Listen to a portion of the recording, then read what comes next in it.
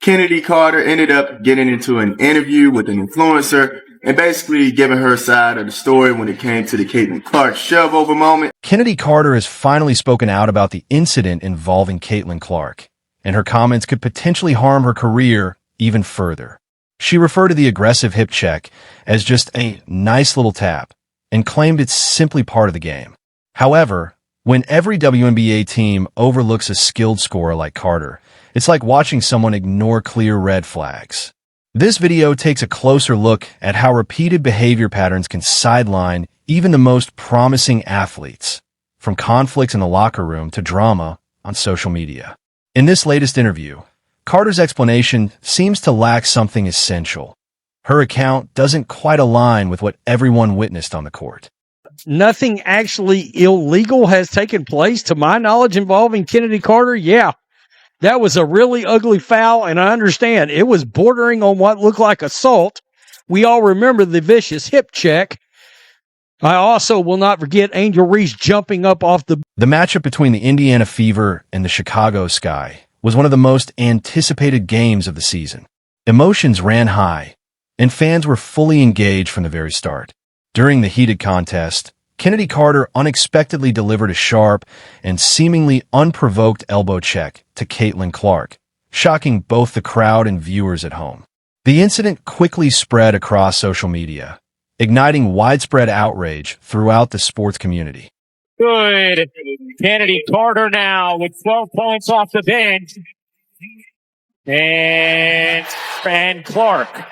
It wasn't just the hit that stunned fans. It was the silence that followed. Carter offered no apology, no explanation, and showed no sign of regret, either on the court or afterward. That moment had lasting consequences. The league took notice, and so did team executives. The incident cast Carter in a negative light, and in a league where team chemistry and public image carry weight, her reputation suffered. Since then, teams have been reluctant to add her to their rosters. And I am shocked that, for example, the expansion team, the Valkyries haven't signed her. The Las Vegas Aces. I mean, hell, I look at the Chicago Sky and wonder, what? Connecticut Sun would be another one. There are teams right now that are very devoid of offensive talent, and she's one of them. Right? Chennedy Carter has finally spoken out about the Caitlin Clark push, and her explanation might leave you speechless. In a recent interview, Carter tried to downplay what millions of basketball fans clearly saw with their own eyes. She's calling it just a minor tap that occurred during the intensity of the game. But let's be honest, the footage tells an entirely different story. Do you watch every game, every single game, to see if you can find any deflects in my game? And it's really nothing that you probably could say too much about. So then you have trolls. And that's what I said. They're going to be around regardless. But yeah, it was just like a nice little tap, I'm here, not to harm. This claim doesn't hold up because the cameras captured the entire sequence. Carter deliberately approached Clark when the ball wasn't even in play, and there was no basketball-related reason for the confrontation. First, Carter can be heard calling Clark a derogatory term, with the words clearly visible on camera, before delivering a forceful, intentional shove. Clark wasn't even looking at Carter when she approached, leaving her completely blindsided by both the verbal assault and the physical contact. Clark's genuine shock afterward says it all. This wasn't a typical basketball interaction, even at the professional level. What warranted the shove over while the ball wasn't even in play? Yeah, get back in her face and talk trash, but don't just go over there and bowl her over and the ball not even in play. That's two different things right there. Yeah, if you get hit in the face, that happens. All right, that happens in basketball. You can get hit in the face, hit in the head. You can get hit anywhere during a basketball move or play, right? But the fact that you had a dead ball going on and you went over there, you called her a B and then bowled her over. Yeah, that's a little different. Carter's explanation in the interview directly contradicts the visual evidence that everyone saw. She portrays the incident as part of the fun on the court, claiming she pushed Clark a little because Clark was complaining. However, the footage shows a deliberate and aggressive shove following a verbal insult. There is nothing playful or spontaneous about it.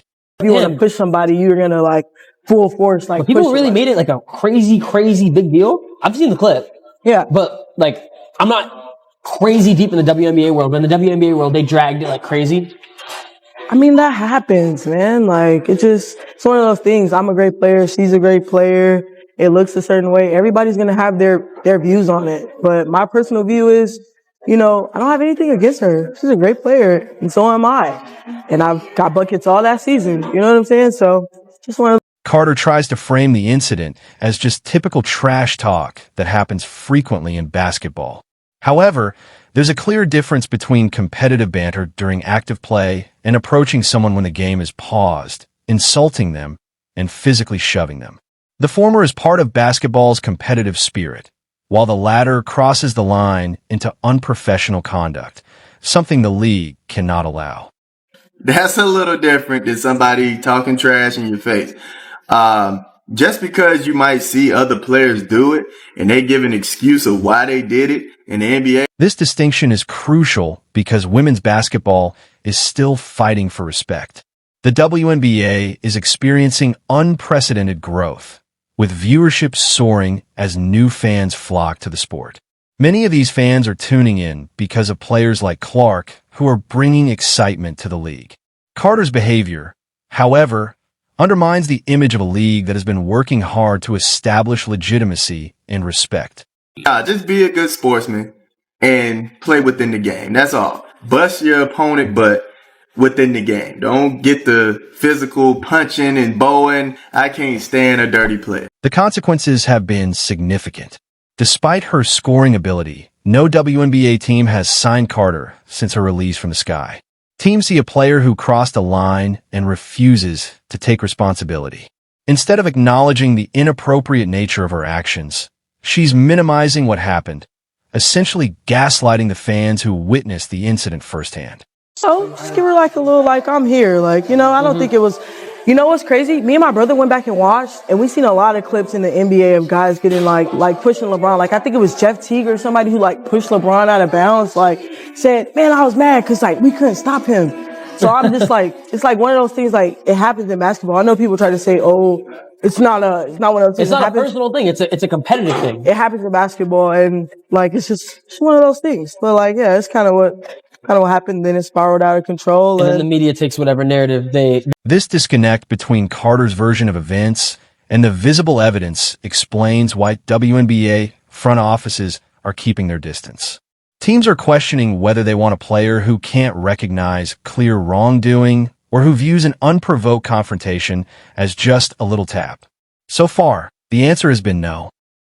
Like that, I don't think the Caitlin Clark moment is the reason she's not in the WNBA. I do remember a moment, it was like tweeting. While teams are distancing themselves due to the on-court incident, what's happening on Carter's phone screen might be even more damaging to her career prospects. Her digital footprint exposes a pattern of behavior that has general managers thinking twice about bringing her into their locker rooms. And basically, ESPN had her as the 25th player in the league or something like that. And I think Angel was up like the number 12. She was up high.